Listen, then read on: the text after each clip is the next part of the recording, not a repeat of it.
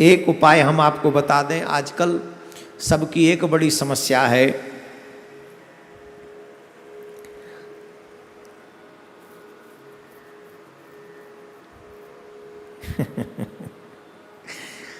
उपाय बताऊं?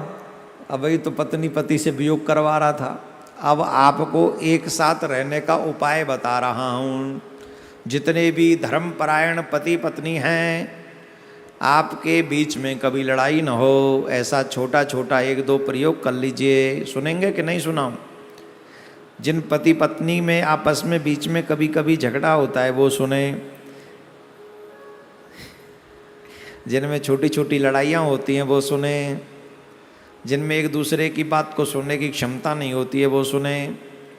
जो चाहते हैं हमारा संबंध बड़ा अच्छा सा बना रहे, पति पत्नी जो चाहते हैं अच्छा संबंध बना रहे, वो एक दो उपाय बता रहा हूँ, बड़े ध्यान से सुने और कम से कम ये उपाय 27 दिन तक लगातार करें।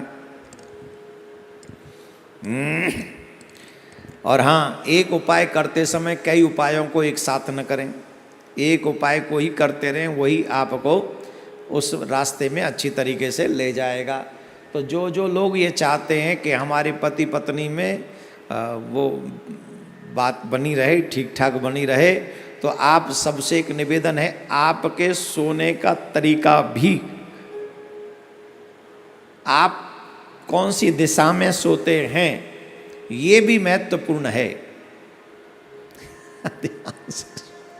श्री हरिवंश पुराण में अच्छा उपाय, ये हरिवंश पुराण का उपाय नहीं, हम आपको बता रहे हैं, हमारे हाथ में आया है, हम भी यहीं पढ़ रहे हैं। हमको कहा है कि ये उपाय बताना, आजकल बहुत पति पत्नी में लड़ाई होती है, तो इसलिए उपाय बता दीजिए। अब इसमें जो लिखा है वही बता रहे हैं हम, सुन लो।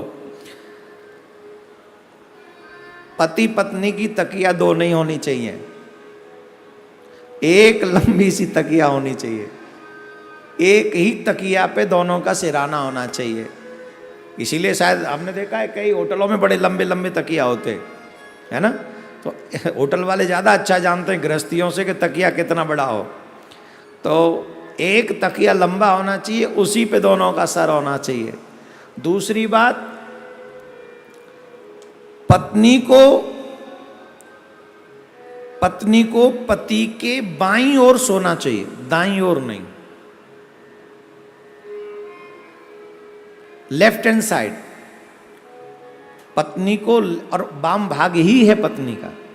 हमारे शास्त्रों में वामांगी कहते हैं, वाम भाग में।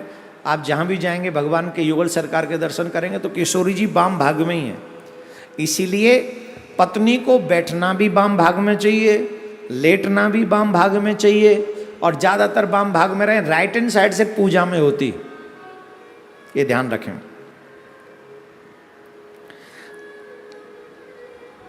अलग अलग गद्दे और तकियाओं का प्रयोग न करें, ध्यान रखें। हाँ, तो डबल बेड पर तो एक ही गद्दा होता है, तकिया अलग अलग होती हैं, उनको थोड़ी सी सिलवा के लंबी कर लो। एक उपाय।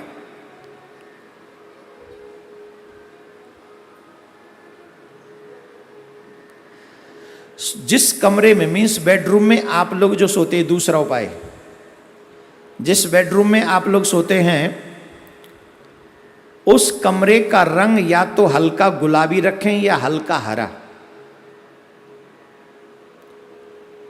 कभी भी शयन कक्ष में गाढ़े रंग का प्रयोग न करें। जो गहरे रंग होते हैं शयन कक्ष में, गहरे रंग का प्रयोग न करें, गाढ़े रंग का प्रयोग न करें। या तो हल्का सा गुलाबी हो अथवा हल्का सा हरा होना चाहिए। पीले रंग या इससे मिलते जुलते रंगों का प्रयोग सोने के कमरे में कभी भी न करें। कौन से? पीले रंग या इससे मिलते जुलते रंग, जो पीले रंग से कहीं टच होते हों, थोड़े बहुत मिलते जुलते हों, ऐसे रंग का प्रयोग कभी भी बेडरूम में न करें। जिस रूम में आप सोते हैं उस रूम में ऐसा रंग नहीं होना चाहिए। तीसरा उपाय, शुक्रवार को पति पत्नी को एक साथ फूलों की खरीदारी करनी चाहिए। इस खरीदारी में केवल गुलाब या सफ़ेद फूल खरीदें और उन फूलों को सोने वाले कमरे में अपने बिस्तर के सिराने रखें। गुलाब के ही खरीदो, वही ज्यादा अच्छे हैं, लाल लाल। कौन से दिन? शुक्रवार को। शुक्रवार मीन्स फ्राइडे, राइट? हाँ, फ्राइडे को खरीदें लाल फूल। लाल फूल सिराने रख के सोइए, पर वो लाल कांटे वाले नहीं होते, है ना? कांटेदार फूल नहीं रखने चाहिए घर में। ले आओ कांटे तोड़ ताड़ के, वैसे ही फूल ले आओ तो वो अच्छा रहेगा। एक और अहम बात, ये चौथा उपाय और महत्वपूर्ण उपाय है। पति पत्नी को सोते समय पूर्व या दक्षिण की तरफ सिर करके सोना चाहिए। दिशा, ये बहुत महत्वपूर्ण है। कई लोग रॉन्ग दिशाओं में सर करके सोते हैं तो उनको सर की प्रॉब्लम बहुत हो जाती है। ये वास्तुशास्त्र ही नहीं कहता, हमारे शास्त्र भी कहते हैं आपको किस दिशा में मुंह करके सोना है, किस दिशा में मुंह करके। हमने आपको हरिवंश पुराण में ही बताया था, या उससे हरिवंश पुराण में ही बताया था किस दिशा में मुंह करके शौच इत्यादि त्यागना चाहिए। अभी 1-2 दिन पहले ही तो बताया आपको। तो यहां हर चीज का ध्यान है, तो इस बात का भी ध्यान रखिए कि पति पत्नी को या तो पूर्व दिशा में या दक्षिण दिशा की तरफ सर करके सोना चाहिए। पैरों की तरफ बहते हुए जल की बड़ी तस्वीर लगाएं। पैरों की तरफ, जहां आप सिर हो गया आपके सामने, तो वहां जो बहते हुए जल की अगर आप तस्वीर लगाएंगे तो वो भी गुणकारी होगी। सोने वाले कमरे में देवी देवताओं की प्रतिमा या चित्र लगाने से बचें। आपके कमरे में देवी देवताओं, जिसमें आप सोते हैं वहां देवी देवताओं का चित्र ना हो तो ज़्यादा अच्छा है।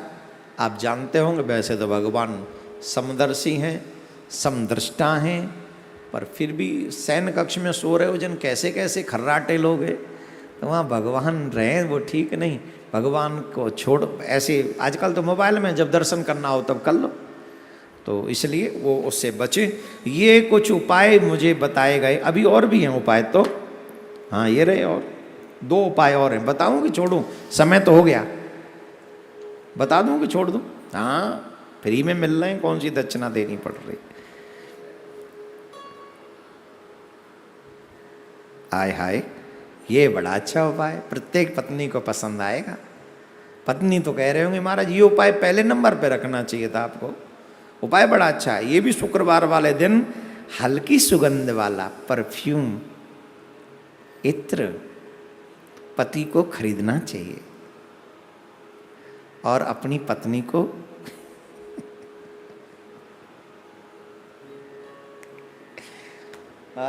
गिफ्ट करना चाहिए, और दोनों जाके ले आए तो ज़्यादा अच्छा है।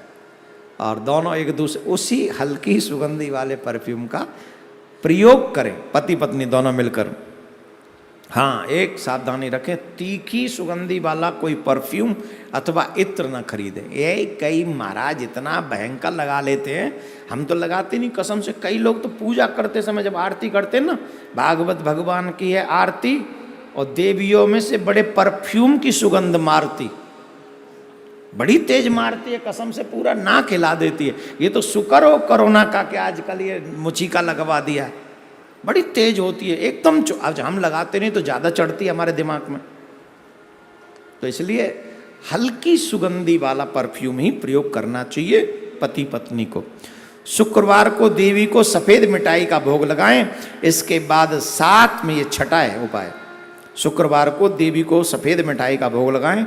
इसके बाद साथ में उस मिठाई को प्रसाद की तरह ग्रहण करें।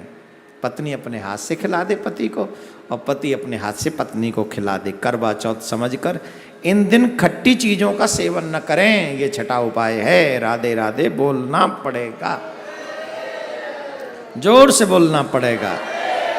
तो ये उपाय करवा चौथ के दिन मिल जाते तो ज़्यादा अच्छे थे, पर अब मिल गए, इनको अब प्रयोग में ले आना। जिन पति पत्नी के बीच में थोड़े से मतभेद रहते हैं उनको इसका प्रयोग करना चाहिए, और गृहस्थ सुरक्षित रहेगा तो भक्ति भी अच्छी होती रहेगी। इसके लिए भी ये उपाय हमने बताए हैं।